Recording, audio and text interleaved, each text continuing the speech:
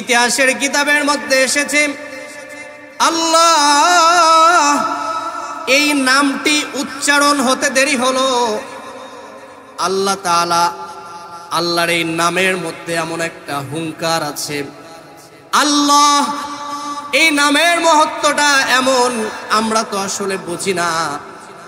এই আওয়াজটা তার কানে যাওয়ার সাথে সাথে তার শরীরের মধ্যে ভূমিকম্প সৃষ্টি হয়ে গেল, তার হাত থেকে তলোয়ারটি পড়ে গেল, সে থরথর করে কাঁপছে। নবীজি সাল্লাল্লাহু আলাইহি ওয়াসাল্লাম তলোয়ারটি নিলেন। এবার নবীজি বলছে, তোমাকে এবার আমার হাত থেকে কে বাঁচাবে? সে ছিল মূর্তি পূজারী, অমুসলিম। সে জানতো যে জিনিস আমি নিজ হাতে তৈরি করি ওই জিনিস আমাকে কখনো বাঁচাতে পারবে না, কারণ ওই মাটির জিনিস সে তো নিজেই নিজেকে রক্ষা করতে পারে না। আমাকে কি করে বাঁচাবে? সে চুপ করে বসে আছে, চুপ করে দাঁড়িয়ে আছে, কিছুই বলে না। রাসূল সাল্লাল্লাহু আলাইহি ওয়াসাল্লাম বললেন, তোমাকে মাফ করে দিলাম, তুমি তোমার মতো চলে যাও। কল্পনা করা যায় সাল্লাল্লাহু আলাইহি ওয়াসাল্লাম পৃথিবীতে একজন মানুষ, ধর্মীয় ক্ষেত্রে ধর্মীয় অঙ্গনে একজন মানুষকেই এমন পাওয়া যায় যিনি অমুসলিমদের সাথে এমন আচরণ করেছেন, নিজে এক ধর্মের হয়ে ভিন্ন ধর্মাবলম্বী যারা তাদের সাথে এমন আচরণ করেছেন যে তারা রাসূল সাল্লাল্লাহু আলাইহি ওয়াসাল্লামের এই যে খুলুকে আযীম, মহান উত্তম চরিত্র দেখে তারা ইসলাম কবুল করেছে। নবীজি সাল্লাল্লাহু আলাইহি ওয়াসাল্লামের চারিত্রিক মাধুর্যতাটা এত উঁচু পর্যায়ের ছিল। আমরা প্রত্যেকেই কম বেশি জানি যে মক্কি জীবনে নবীজি সাল্লাল্লাহু আলাইহি ওয়াসাল্লামকে কি পরিমাণ কষ্ট দিয়েছে। রাসূল সাল্লাল্লাহু আলাইহি ওয়াসাল্লামের গোটা জীবনটাই বরকতে পরিপূর্ণ ছিল। যদিও নবীজি সাল্লাল্লাহু আলাইহি ওয়াসাল্লাম তার জীবনের অনেক সময় তিনি কষ্ট করেছেন, এই কষ্টটাও উম্মতের জন্য শিক্ষণীয় এবং এটাও আল্লাহ তাআলা তার বান্দা শেষ যে বান্দা নবীজি সাল্লাল্লাহু আলাইহি ওয়াসাল্লামের যে শেষ উম্মতগণ দুনিয়াতে যারা আছে, যারা ইতিপূর্বে এসেছে এবং আসবে, সবার জন্য নবীজি সাল্লাল্লাহু আলাইহি ওয়াসাল্লামের কষ্টে যে জীবন তারা পড়েছে, জেনেছে, এটা প্রত্যেকটি উম্মতের জন্য প্রেরণা এবং এটা রহমত স্বরূপ। তো রাসূল সাল্লাল্লাহু আলাইহি ওয়াসাল্লাম, আমরা গত সপ্তাহে শুনেছিলাম যে সমাজকে যদি সুন্দর করতে হয়, পরিবারকে যদি সুন্দর করতে হয়, ব্যক্তিকে যদি সুন্দর করতে হয়, রাষ্ট্রকে যদি সুন্দর করতে হয়, রাসূল সাল্লাল্লাহু আলাইহি ওয়াসাল্লামের মহান চরিত্রকে ফলো করা ছাড়া, তার চরিত্রকে, তার জীবন আদর্শকে বাস্তবায়ন করা ছাড়া কোনো সমাজ শ্রেষ্ঠ সমাজ হতে পারে না। নবীজি সাল্লাল্লাহু আলাইহি ওয়াসাল্লামের পারিবারিক জীবনকে ফলো করা ছাড়া কোনো পরিবার সুখী পরিবার হতে পারে না। এই জন্য নবীজির জীবনী আলোচনা শুনে সেটাকে আমাদের জীবনে বাস্তবায়ন করা অতীব জরুরি। রাসূল সাল্লাল্লাহু আলাইহি ওয়াসাল্লাম সমাজের কুসংস্কারগুলিকে দূর করেছেন। সমাজে যখন কোনো মানুষের অধিকার বলতে কিছুই ছিল না, এই অধিকারের শিক্ষা নবীজি সাল্লাল্লাহু আলাইহি ওয়াসাল্লাম সমাজের মানুষকে দিয়েছেন। আমরা জানি যে এই পৃথিবীতে দাস প্রথা ছিল। একজন মানুষকে ধরে বন্দি করে তাকে দাস করে রাখা হতো, গোলাম বানিয়ে রাখা হতো। এরপরে একজন স্বাধীন মানুষকে ধরে অন্য একটা জায়গাতে বিক্রি করে দেওয়া যখন হতো, তখন সে দাস হয়ে যেত। মানুষ তাকে চাইলে হত্যাও করে ফেলতে পারে। রাষ্ট্র, কোনো আইন এই ব্যক্তিকে হত্যা প্রতিবাদ বা কোনো শাস্তি ওই ব্যক্তিকে দিতে পারবে না, কারণ মালিক গোলামকে চাইলে যে কোনো কিছুই করতে পারে। তো তখনকার সময় মানুষ গোলামদের উপরে অসংখ্য জুলুম করত, সারাদিন কাজ করিয়েছে, অথচ দিনের শেষে খেতে দেয়নি। এমন অসংখ্য ঘটনা, হাজারো ঘটনার সাক্ষী মক্কার তৎকালীন মানুষ। তো রাসূল সাল্লাল্লাহু আলাইহি ওয়াসাল্লাম তিনি সর্বপ্রথম আওয়াজ তুললেন যে না, এই দাস প্রথা এটাকে উচ্ছেদ করতে হবে, এই দাস প্রথাকে বিলুপ্ত করতে হবে। এরপরে মানুষদেরকে তিনি উৎসাহ দিতে থাকলেন।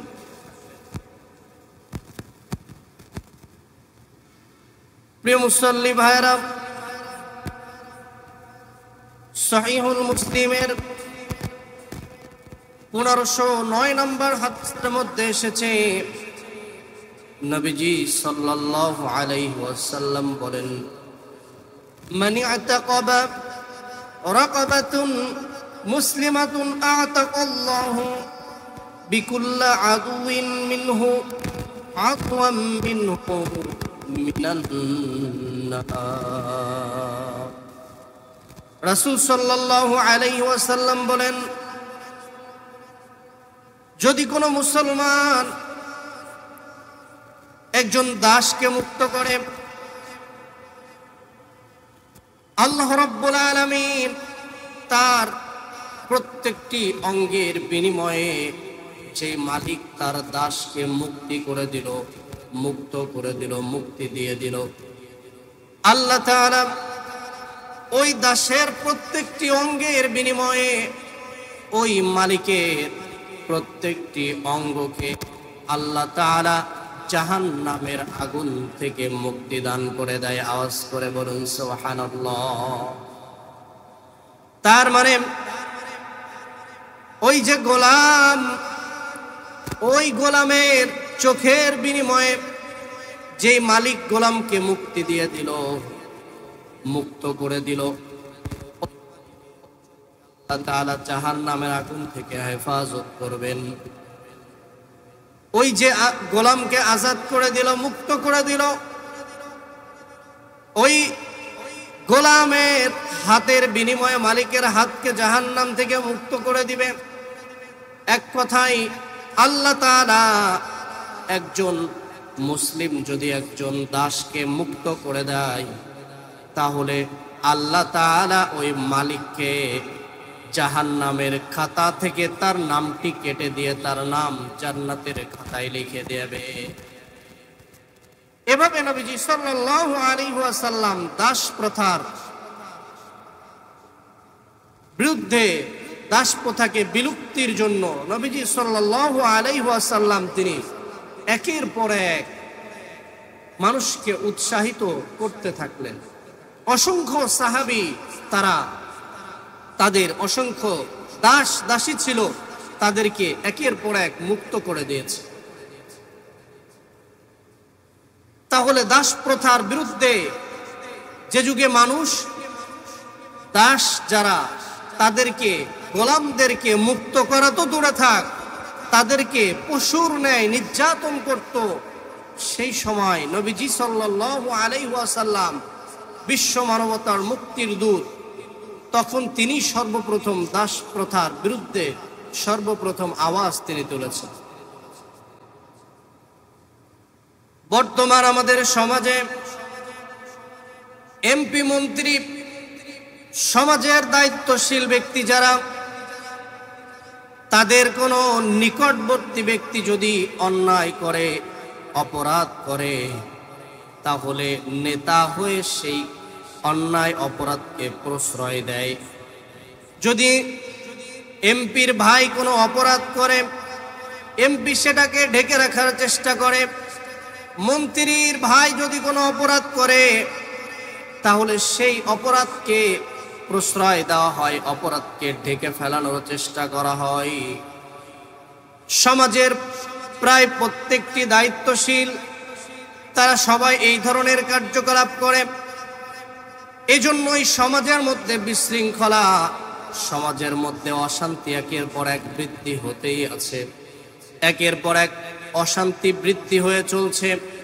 কিন্তু সমাজে যদি সত্যিকার শান্তি প্রতিষ্ঠা করতে হয়, তাহলে প্রিয় নবীজি বিশ্বনবী মুহাম্মদ সাল্লাল্লাহু আলাইহি ওয়াসাল্লামের জীবন আদর্শকে দেখতে হবে। নবীজি সাল্লাল্লাহু আলাইহি ওয়াসাল্লাম তিনি যখন মদিনার রাষ্ট্রপ্রধান, যখন মদিনা তার কথায় পরিচালিত হয়, তখন তার বংশের একজন ব্যক্তি, কুরাইশের বনু মাখজুম গোত্রের একজন মহিলা চুরি করল। চুরি করার পর ইসলামের শাস্তি হলো হাতকে কেটে দিতে হবে। প্রথম চুরি করলে হাত কেটে দিতে হবে।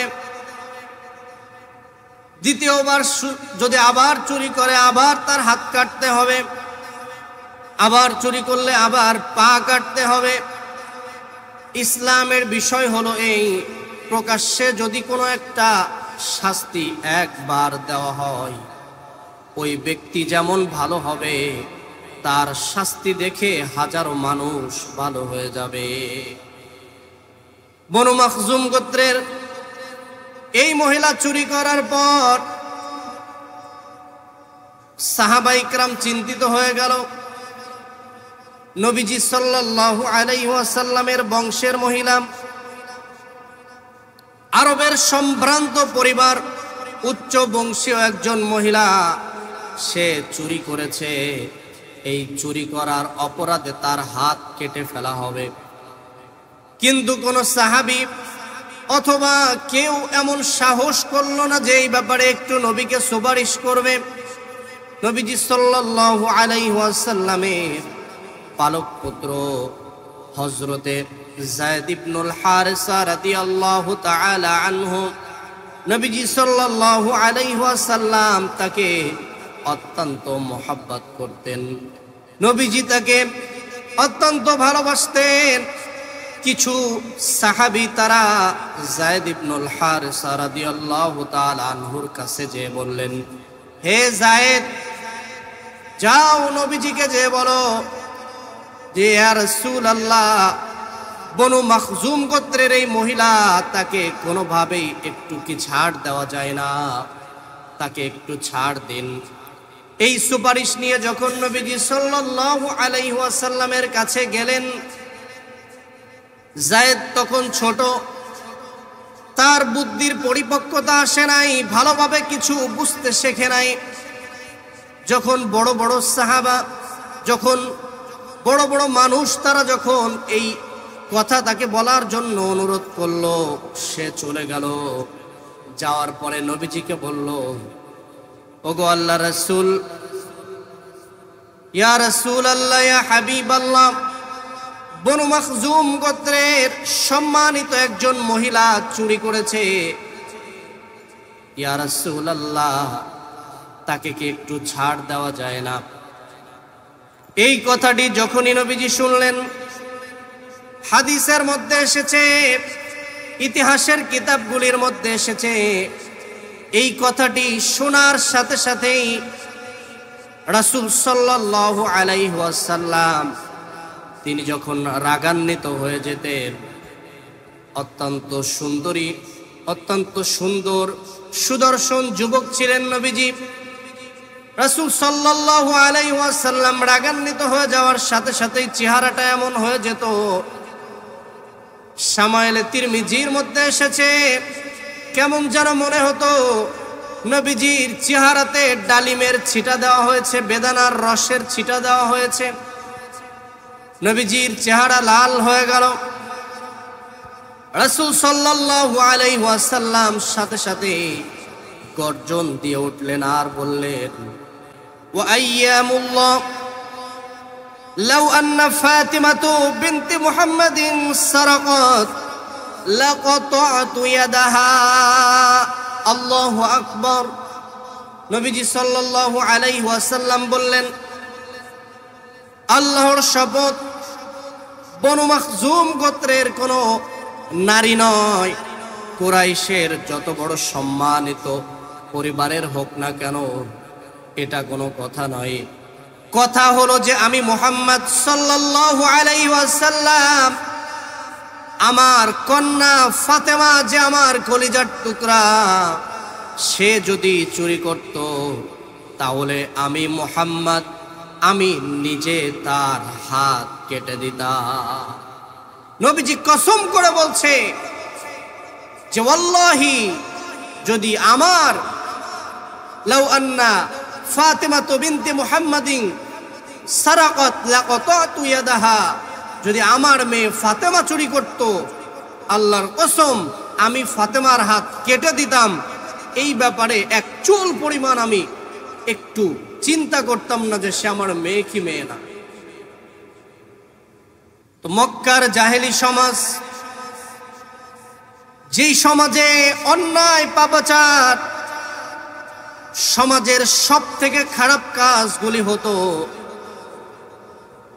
এমন কোন খারাপ কাজ ছিল না যেই কাজ মক্কার জাহেলি সমাজে হতো না। সেই সমাজটা এত দ্রুত মাত্র 10 বছরের মধ্যে স্বর্ণের একটা সমাজে পরিণত হলো, যার ইতিহাস পৃথিবীর ইতিহাসে বিরল। ইতিপূর্বেও কেউ দেখাতে পারে নাই, পরবর্তীতেও কেউ দেখাতে পারবে না। এর অন্যতম কারণ ছিল এই দায়িত্বশীল ব্যক্তি যারা দায়িত্বে যারা ছিল তারা ইনসাফ করেছে, তারা জুলুম করে না। তারা ইনসাফ করত, যে অন্যায় করেছে এই অন্যায়কারী ব্যক্তি যেই হোক না কেন তার অন্যায়ের শাস্তি আমি তাকে দিবই। এই ইনসাফ সে করেছে। নবীজি সাল্লাল্লাহু আলাইহি ওয়াসাল্লাম ইনসাফ ভিত্তিক সমাজ এটা প্রতিষ্ঠা করেছিল বিধায় ওই সময় এই সাহস কেউ করে নাই যে একের পর এক অন্যায় সমাজের মধ্যে হতেই থাকবে, কারণ সেই সুযোগ নাই। যদি অন্যায় করা হয় সাথে সাথেই তাকে শাস্তি দেওয়া হবে, এই শাস্তি প্রতিহত করার মতো কেউ নাই। এজন্য আমাদের উচিত হলো সমাজে যদি শান্তি আমরা আনতে চাই, সমাজটাকে যদি সুন্দর সমাজে পরিণত করতে হয়, তো সেক্ষেত্রে নিঃসন্দেহে আমাদের যে কাজ করতে হবে রাসূল সাল্লাল্লাহু আলাইহি ওয়াসাল্লামের জীবন আদর্শকে ফলো করতে হবে। কোরআনের বিচার ব্যবস্থা, আল্লাহ তাআলার দেওয়া বিচার ব্যবস্থা, এটা এমন একটা জিনিস যে এটার কল্যাণ একভাবে যেমনভাবে মুসলিম তারাও এটার কল্যাণ পাবে, অমুসলিম যারা তারাও এটার কল্যাণ পাবে। তো এই জন্য রাসূল সাল্লাল্লাহু আলাইহি ওয়াসাল্লামের জীবনী অনুযায়ী চলা এটা আমাদের জন্য অত্যন্ত জরুরি। রাসূল সাল্লাল্লাহু আলাইহি ওয়াসাল্লাম পৃথিবীতে একজন মানুষ, ধর্মীয় ক্ষেত্রে ধর্মীয় অঙ্গনে একজন মানুষকেই এমন পাওয়া যায় যিনি অমুসলিমদের সাথে এমন আচরণ করেছেন, নিজে এক ধর্মের হয়ে ভিন্ন ধর্মাবলম্বী যারা তাদের সাথে এমন আচরণ করেছেন যে তারা রাসূল সাল্লাল্লাহু আলাইহি ওয়াসাল্লামের এই যে খুলুকে আযীম, মহান উত্তম চরিত্র দেখে তারা ইসলাম কবুল করেছে। নবীজি সাল্লাল্লাহু আলাইহি ওয়াসাল্লামের চারিত্রিক মাধুর্যতাটা এত উঁচু পর্যায়ের ছিল। আমরা প্রত্যেকেই কম বেশি জানি যে মক্কি জীবনে নবীজি সাল্লাল্লাহু আলাইহি ওয়াসাল্লামকে কি পরিমাণ কষ্ট দিয়েছে। 24টা ঘন্টা নবীজি সাল্লাল্লাহু আলাইহি ওয়াসাল্লামকে বিরক্ত করত। কখনো যদি নবীজি বাইতুল্লাহতে যে নামাজ পড়ার জন্য দাঁড়িয়েছেন অপেক্ষা করত, উটের যে পচা নাড়ি ভুড়ি যেই সিজদায় যেতেন নবীজি তার মাথার উপরে দিয়ে দিতেন। মক্কার ছোট ছোট যে বাচ্চাগুলি আছে এদেরকে বিভিন্ন কথাবার্তা গালি এগুলি শিক্ষা দিতেন, দিয়ে এগুলি নবীজি সাল্লাল্লাহু আলাইহি ওয়াসাল্লাম পেছনে এই বাচ্চাগুলিকে লেলিয়ে দিতেন। শুধু কি তাই, শিআবে আবু তালেবের মধ্যে রাসূল সাল্লাল্লাহু আলাইহি ওয়াসাল্লাম এবং তার প্রিয় সাহাবী তাদেরকে বছরের পর বছর তাদেরকে বন্দী করে রাখা হয়েছে। বর্তমানে ফিলিস্তিনের যে অবস্থা, মুসলমান যারা তাদের কলিজায় আঘাত না লাগলেও অমুসলিম ব্যক্তি যারা অমুসলিম, গোটা দুনিয়াতে মুসলমানদের কলিজার মধ্যে অমুসলিমদের ভালোবাসা, গোটা দুনিয়ার মুসলমানদের হৃদয়ের মধ্যে ইহুদি খ্রিস্টান তাদের ভালোবাসাটা এমন ভাবে ঢুকেছে, শয়তান এমন ভাবে তাদের অন্তরের মধ্যে ভিত্তি স্থাপন করেছে, তাদের জাতি ভাই তারা আক্রান্ত হয়েছে, কিন্তু মুসলমান ব্যথিত হয় না। অমুসলিম যারা ইসলামকে মিটিয়ে দেওয়ার জন্য কাজ করে, বর্তমান ফিলিস্তিনের এই করুণ অবস্থা দেখে অমুসলিম যারা তাদের হৃদয় কেঁদে উঠছে। শিয়াবে আবু তালেবের মধ্যেও ঠিক তাই হয়েছিল। খাবার দাবার সব শেষ হয়ে গিয়েছিল, ওই নির্দিষ্ট গণ্ডির মধ্যে, নির্দিষ্ট সীমানার মধ্যে রাসূল সাল্লাল্লাহু আলাইহি ওয়াসাল্লাম এবং তার সাথীরা সাহাবায়ে কিরাম তারা গাছের পাতা খেয়ে খেয়ে তারা জীবন যাপন করেছে, তারা রাত্র দিন পার করেছে। এভাবে যারা নবীজি সাল্লাল্লাহু আলাইহি ওয়াসাল্লামকে কষ্ট দিল,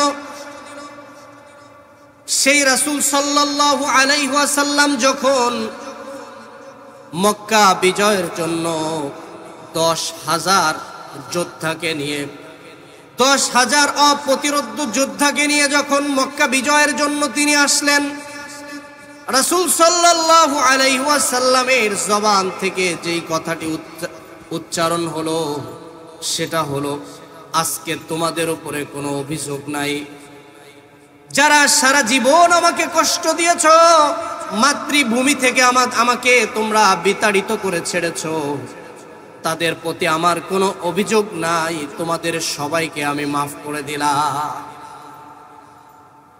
রাসূল সাল্লাল্লাহু আলাইহি ওয়াসাল্লামের জীবন আদর্শ কেমন ছিল? একেবারে জানের দুশমন, নবীজিকে হত্যার জন্য একজন কাফের রাসূল সাল্লাল্লাহু আলাইহি ওয়াসাল্লাম গাছের নিচেই ছায়াতে তরবারটি গাছের ডালে ঝুলিয়ে নবীজি ঘুমিয়ে আছেন। দূর থেকে একজন কাফের দেখে দৌড়ে আসলেন, এসে তরবারটি খাপ থেকে বের করে নবীজির গর্দানের উপরে রাখলেন। ঘুমন্ত নবী তাকে ধমক দিয়ে বলছে, মুহাম্মদ, এখনই তোমাকে হত্যা করে ফেলবো, আমার হাত থেকে তোমাকে কে বাঁচাবে? রাসূল সাল্লাল্লাহু আলাইহি ওয়াসাল্লাম চোখ খুললেন, খুলে দেখে গর্দানের উপরে তলোয়ার রেখে দিয়েছে, রেখে এই কথা বলছে।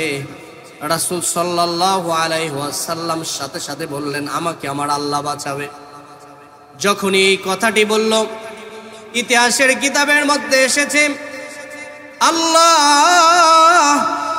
এই নামটি উচ্চারণ হতে দেরি হলো, আল্লাহ তাআলা, আল্লাহর এই নামের মধ্যে এমন একটা হুঙ্কার আছে, আল্লাহ এই নামের মহত্বটা এমন, আমরা তো আসলে বুঝি না।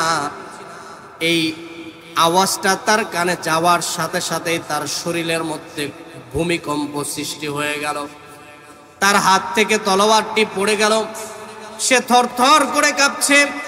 নবীজি সাল্লাল্লাহু আলাইহি ওয়াসাল্লাম তলোয়ারটি নিলেন। এবার নবীজি বলছে, তোমাকে এবার আমার হাত থেকে কে বাঁচাবে? সে ছিল মূর্তি পূজারী, অমুসলিম। সে জানতো যে জিনিস আমি নিজ হাতে তৈরি করি, ওই জিনিস আমাকে কখনো বাঁচাতে পারবে না, কারণ ওই মাটির জিনিস সে তো নিজেই নিজেকে রক্ষা করতে পারে না। আমাকে কি করে বাঁচাবে? সে চুপ করে বসে আছে, চুপ করে দাঁড়িয়ে আছে, কিছুই বলে না। রাসূল সাল্লাল্লাহু আলাইহি ওয়াসাল্লাম বললেন, তোমাকে মাফ করে দিলাম, তুমি তোমার মতো চলে যাও। কল্পনা করা যায়